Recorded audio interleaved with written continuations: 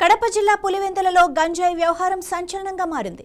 పోలీసులు గంజాయి మొక్కలను స్వాధీనం చేసుకున్నప్పటికీ ఈ కేసు విషయంలో పూర్తి పారదర్శకత లోపించిందని విమర్శలు వస్తున్నాయి. పోలీసుల పనితీరుపై తీవ్ర అనుమానాలు వ్యక్తమవుతున్నాయి.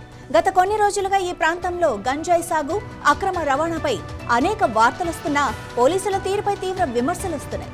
ఈ గంజాయి కేసులో పోలీసులు చర్యలు తీసుకున్నప్పటికీ మీడియాకు ఎందుకు సమాచారం ఇవ్వలేదో అర్థం కాని పరిస్థితి. నిందితుల ఫోటోలు తీసి గ్రూపుల్లో ఫార్వర్డ్ చేసినట్లు వార్తలు వస్తున్నాయి.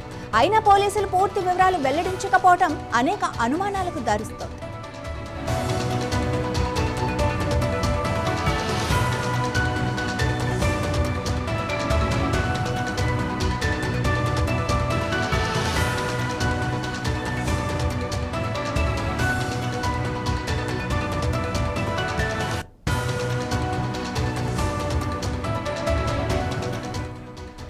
పులివెందులో గంజాయి వ్యవహారంపై నిన్న ఉదయమే నిందితులను పోలీసులు అదుపులోకి తీసుకున్నట్లు గుసగుసలు వినిపిస్తున్నాయి. సిఐ శ్రీరామ్ మాత్రం మీడియాకు పూర్తి వివరాలు వెల్లడించలేదు.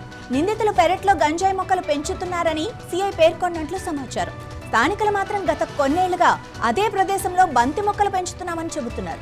దీంతో అసలు అక్కడ పెంచింది గంజాయి మొక్కలా లేక బంతి మొక్కలా అన్న ప్రశ్న తలెత్తుతోంది.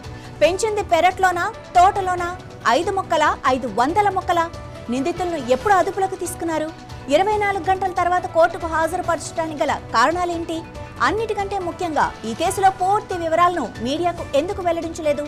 సిఐ శ్రీరామ్ మీడియాకు దూరంగా ఉండటంలో ఆంతర్యమేమిటి? ఈ ప్రశ్నలకు పోలీసులు అధికారికంగా సమాధానం చెబితేనే అనుమానాలు తొలగిపోయే అవకాశం ఉంది.